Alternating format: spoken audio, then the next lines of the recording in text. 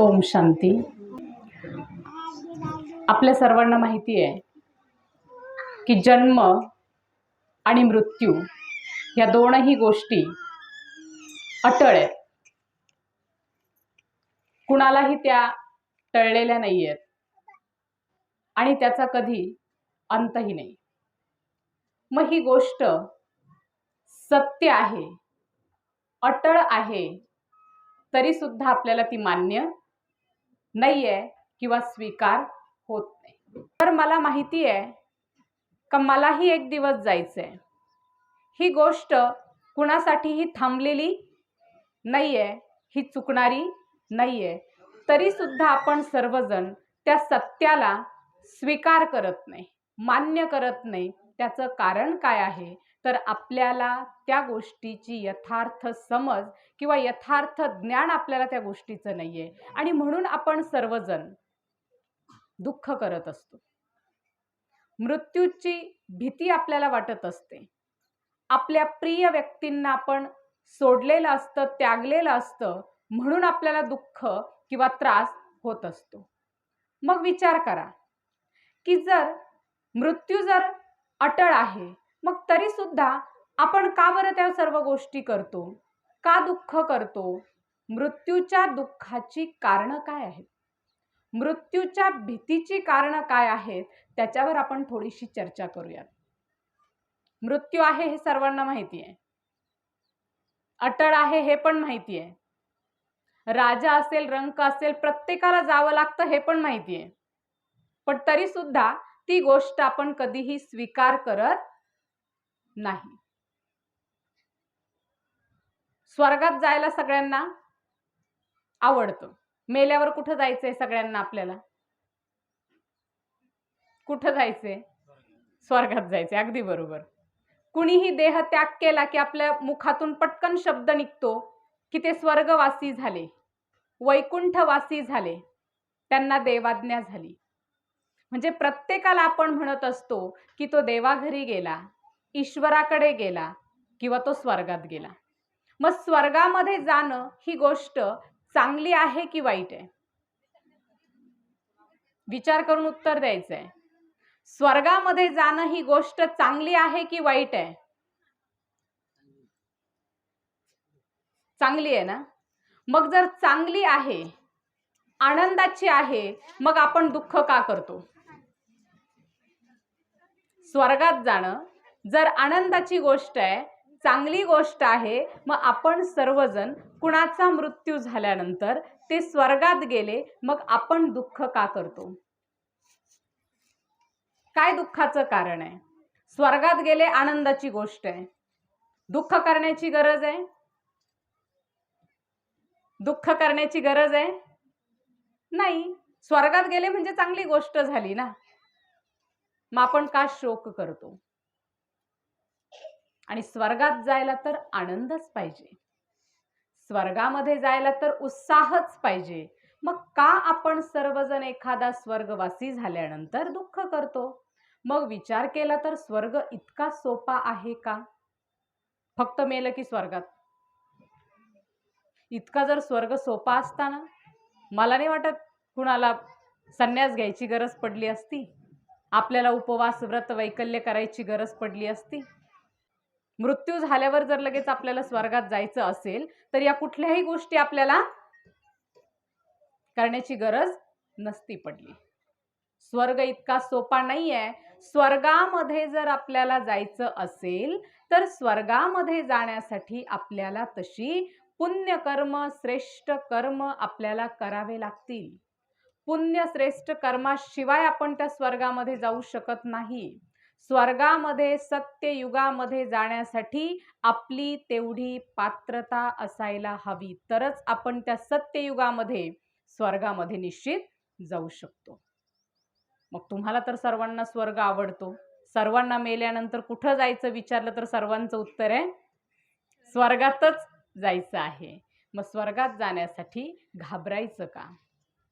मग मला का भीती वाटते मृत्यूची? मृत्यूला मी का घाबरते? कारण माहिती आहे? नाही. मृत्यूची भीती मला का वाटते? कारण मी जन्माला आल्यानंतर आई, वडील, भाऊ, बहीण, पती, पत्नी, मुलं, हा जो आपला संसाराचा जो चक्र आहे, गाडा आहे, याच्यामध्ये आपण इतकं पूर्णपणे फसून जातो, अडकून जातो. परिवारामध्ये एकदम अडकतो, त्या मोहाच्या जाळ्यामध्ये अडकतो आणि त्याच्यातून निघणं आपल्याला एकदम कठीण होऊन जातं आणि आपल्याला वाटतं की हे माझ्याच्याने सुटणार नाही. ज्यावेळेस आपण धर्तीवर आलो, जन्माला आलो, त्यावेळेस एकटेच आलो होतो आणि ज्यावेळेस ह्या दुनियेतून जातो त्यावेळेस पण एकटेच जातो. येतानाही आपल्या सोबत कुणी आलं नाही, जाताना सुद्धा आपल्या सोबत कोणीच येणार नाहीये. मग मी जर आले एकटी, जायचं एकटंय, माझ्या सोबत जर कुणी येणार नाहीये, मग मी ह्या मोहामध्ये का अडकली? परमेश्वरानं मला या सृष्टी रंगमंचकावर कर्म करण्यासाठी पाठवलं आणि कर्म करता करता करता करता मी त्या कर्मामध्ये इतकी अडकून गेले की मी माझंच समजायला लागले. घर कुणाचं आहे? माझं आहे. पती कुणाचा आहे? माझा आहे. मुलं कुणाचे आहेत? माझे. सगळं माझं माझं माझं माझं करत आपण या जाळ्यामध्ये अडकलो. जातानी सुटतच नाही. मी गेल्यावर पोरांचं कसं होईल? माझ्याशिवाय घर चालू शकत नाही.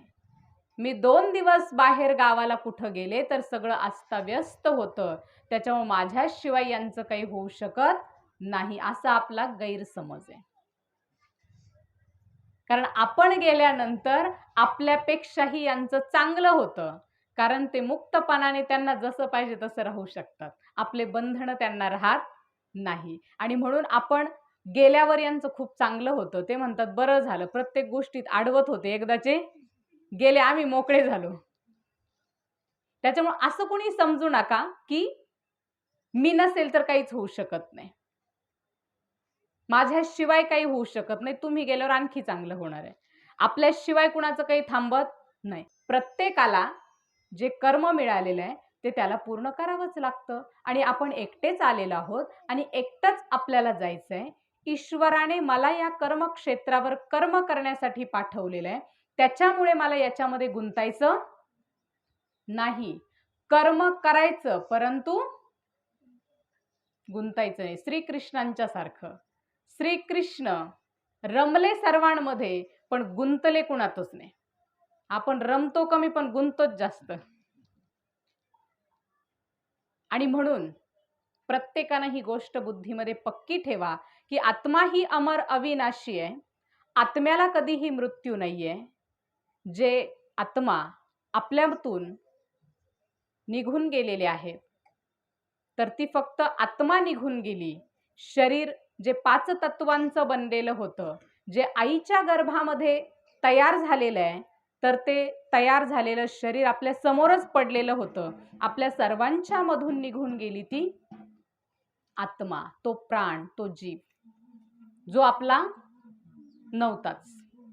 नाही, आई असेल तर आई म्हणते मी माझ्या उदरामध्ये त्याला 9 महिने वाढवलं, मी त्याचं पालन पोषण केलं, त्याला लहानचं मोठं केलं आणि आता तो मला सोडून गेला. तुम्ही कुणाला मोठं केलं माहितीये? तुमचं काय आहे माहितीये? वडिलांचा अंश आईच्या गर्भामध्ये गेल्यानंतर फक्त तो एक मांसाचा गोळा होता. 4 ते 5 महिन्यानंतर त्या गर्भामध्ये जीव येतो. तो जीव कुणी पाठवला? परमात्म्याने, ईश्वरानं. म्हणजे तुमच्या शरीरामध्ये बनलं फक्त शरीर. 5 तत्वांचा पुतळा तुमच्या शरीरामध्ये बनला, गर्भामध्ये बनला, पण त्याच्यामध्ये जो प्राण आला, जीव आला, तो परमात्म्याने पाठवला, ईश्वरानं पाठवला. म्हणजे तो जीव तुमचा होता का? होता का? नाही. आणि तुम्ही काय म्हणता? तुम्ही काय म्हणता? माझा पती, माझा मुलगा, माझी आजी, माझा आजोबा, जे काही नातं असेल त्या नात्यानं आपण म्हणतो की ते माझे होते. तुमचं होतं फक्त शरीर. परमात्म्याने 4थ्या ते 5व्या महिन्यामध्ये त्या गर्भामध्ये काय केलं? तो जीव टाकला. आणि जेव्हा त्यांचा देह त्याग होतो त्यावेळेस तो जो टाकलेला जीव होता, प्राण होता, आत्मा होती, ती त्यांची घेऊन गेले. तुमचं शरीर तुमच्या समोर ठेवलं आणि तुम्ही काय म्हणता की ईश्वराने आमचं माणूस नेलं, आमच्यातून त्या आत्म्याला, त्या व्यक्तीला ते घेऊन गेले. पण ईश्वरानं सांगितलं की जो माझा होता तो मी घेऊन गेलो, जे तुमचं होतं ते तुम्हाला देऊन टाकलं, तुमच्या समोर ठेवलं. आणि आपण म्हणतो माझं गेलं. तुमचं काय गेलं? तुम्ही ज्या गर्भाला बनवलं 5 तत्वाच्या, ते तुमच्या समोर सुटलेलं आहे. आणि तुम्ही काय केलं? त्याचा विधी केला, अंतविधी केला ना. आपल्या आपल्या रिवाजाप्रमाणे कुणी जाळतं, कुणी पुरतं, जशी विधी असेल तसा आपण विधी केला. मग तुमचं जर बनवलेलं शरीर आहे, तुमचा जर त्या शरीरावर प्रेम आहे, मोह आहे, जीव आहे, तर तुम्ही त्याला सांभाळून ठेवायला पाहिजे होतं वर्षभर. तुमचा जीव आहे ना, तुमचं प्रेम आहे ना, तुम्हाला दुःख होतं ना, मग तुम्ही काय करायला पाहिजे होतं? सांभाळून ठेवायला पाहिजे होतं. पण तुम्ही काय केलं? काय केलं? विधी केला, जाळून टाकलं. तुम्ही ठेवलं नाही. आणि दोष सगळा कुणाला देता?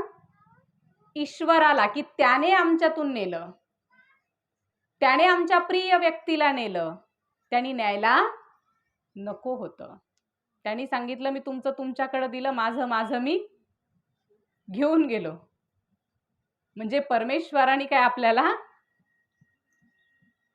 आत्मा दिलेलाच नव्हता. त्या आत्म्याला फक्त कर्म करण्यासाठी पाठवलेलं होतं. आणि आपल्याला वाटलं की तो आत्मा पाठवला आणि तो आत्मा आमचाच झाला. आणि मग इतकं दुःख करतोय. त्या देहाचा विधी आपण केला, विल्हेवाट आपण लावली, आपणच अंतविधी करून आलो, आपणच रक्षा विसर्जन करून आलो, आपणच अस्थि विसर्जन करून आलो, आपणच प्रत्येक महिन्याला प्रत्येक विधी पूर्ण केला. आणि आपणच पुन्हा आता म्हणत आहे की ईश्वरानं आमची व्यक्ती, आमची प्रिय व्यक्ती ईश्वर परमात्मा आमच्यातून घेऊन गेले. आता तुम्ही विचार करा, तुमचं काय होतं आणि ईश्वराचं काय आहे? तुम्ही काय केलं? ईश्वरानं त्याचा अमर अविनाशी आत्मा होता ते घेऊन गेले. आत्म्याला मृत्यू नाहीये, तो अविनाशी. शरीर नाशवंत आहे, ते इथं बनलं आणि इथंच त्याची क्रियाकर्म आपण करून टाकलं, 5 तत्वामध्ये विलीन करून टाकलं. म्हणजे बघा, परमात्म्याने जे दिलं ते नेलं, जे आपलं होतं ते आपल्या स्वाधीन केलं. मग तुम्ही वर्षभर का नाही ठेवलं? प्रश्न पडतो ना. तुमचं आहे, प्रिय आहे, तुम्हाला सोडावं वाटत नव्हतं, मग तुम्ही का नाही ठेवलं? आणि कोरोना काळात तर काय झालं? विधीला सुद्धा कुणी जात नव्हतं. तुम्ही काय म्हणता आमचा फार जीव आहे, आणि आम्हाला त्यांना सोडण्याची इच्छा नव्हती. अक्षरशः एका गावामध्ये तर अशी घटना घडली का त्यांच्या घरातले बरेच सदस्य कोरोनाग्रस्त होते आणि मग हॉस्पिटलमध्ये ॲडमिट होते.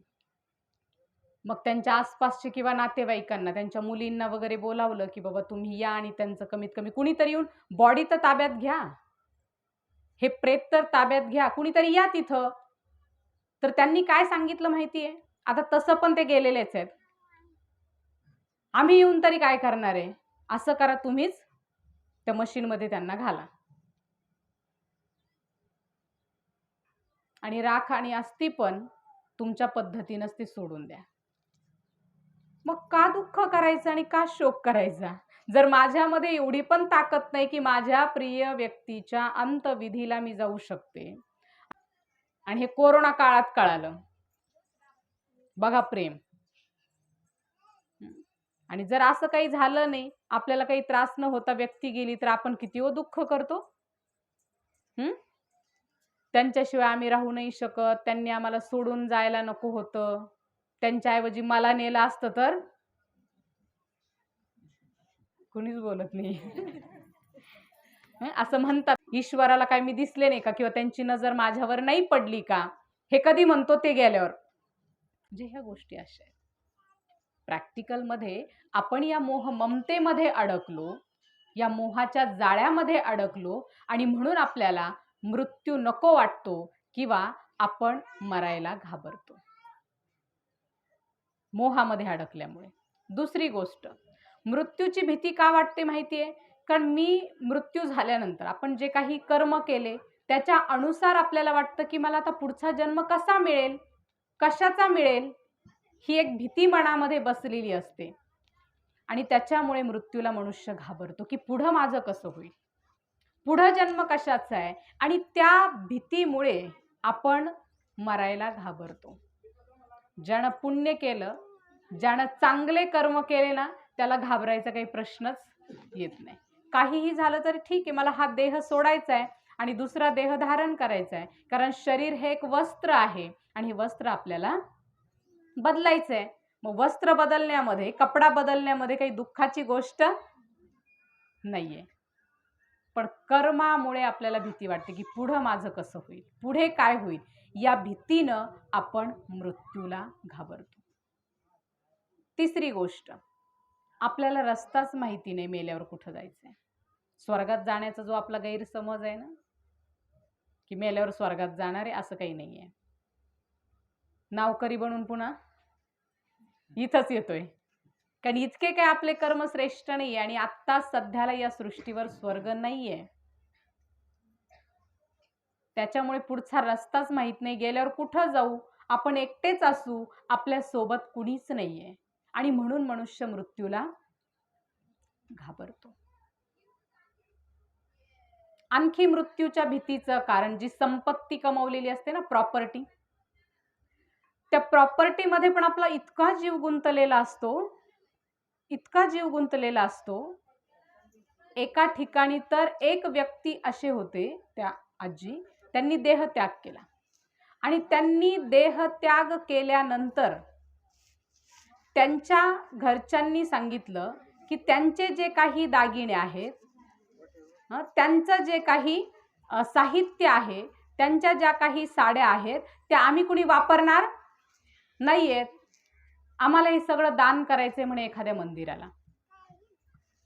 काय करायचं म्हणे, त्यांचं सोनं वगैरे जे आहे आमच्या सासूबाईंचं, ते आम्हाला एखाद्या मंदिराला दान करायचंय म्हणे, आम्हाला ते वापरायचं नाहीये. मला आश्चर्य वाटलं की खूप जण आपापसामध्ये भांडतात की आम्हाला पाहिजे म्हणून भांडतात, आणि त्यांनी काय सांगितलं की आम्हाला आमच्या संसाराला त्यांचं वापरायचं नाही, एखाद्या देवाला दान करायचंय, मंदिराला दान करायचं. तर मी म्हटलं असं का बरं?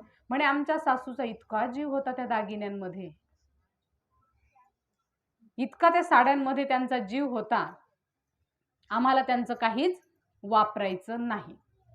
आणि फार श्रीमंत नव्हते बरं का, ते ठीकच होते, पण ते आजीचा इतका जीव होता प्रत्येक गोष्टीत का त्यांचे मुलं आणि सुनबाई म्हटले की आम्हाला त्यांचं काहीही वापरायचं नाही. म्हणजे आपण कमवलेल्या संपत्तीमध्ये, दागिन्यांमध्ये, प्रॉपर्टीमध्ये इतका मोह निर्माण होतो, इतका जीव गुंततो की दुसऱ्यानं जरी तो वापरला तरी त्याला ते सुख लाभू शकत नाही. आणि तो जो जीव गुंतलेला असतो ना त्या वस्तूंमध्ये, कपड्यांमध्ये, प्रॉपर्टीमध्ये, तो तुम्हाला प्राण त्यागू देत नाही. मग मृत्यूच्या समयाला बरेच जण म्हणतात की वरती जीव जात नाही, त्याला खाली टाका. म्हणजे कुठंतरी मनात वाटेल का बाबा आता हे कंटाळलेत आपल्याला, हे आपल्या जाण्याची वाट बघतायत, आणि कशी तरी त्या व्यक्तीची मनाची तयारी होईल की आता आपल्याला हे सोडायचंय, आपल्याला आता जायचंय, आणि म्हणून त्याला कॉटवरून खाली घेतात. म्हणजे प्रॉपर्टीमध्ये आपला मोह जो तयार होतो, त्या मोहामुळे आपल्याला मृत्यूची भीती वाटते. आणि तुम्ही ऐकलं असेल, म्हणतात वरती गेल्यावर आपल्याला काय उकळत्या तेलाच्या कढईत टाकतात वगैरे वगैरे, बरंच काय आपण ऐकलेलं आहे. म्हणजे पाप केलेली आहेत, त्या पापाची शिक्षा आपल्याला अशा रूपाने मिळते. मग अशा काही गोष्टी बुद्धीमध्ये असल्यामुळे मृत्यूची भीती वाटते, कारण पापच एवढी झाली आहेत हातून की मग गेल्यावर आता कशा कशात टाकतात आणि काय काय करतात याची काय कल्पना नाही, आणि म्हणून त्याची पण आपल्या सर्वांना खूप भीती वाटत असते. ओम शांती.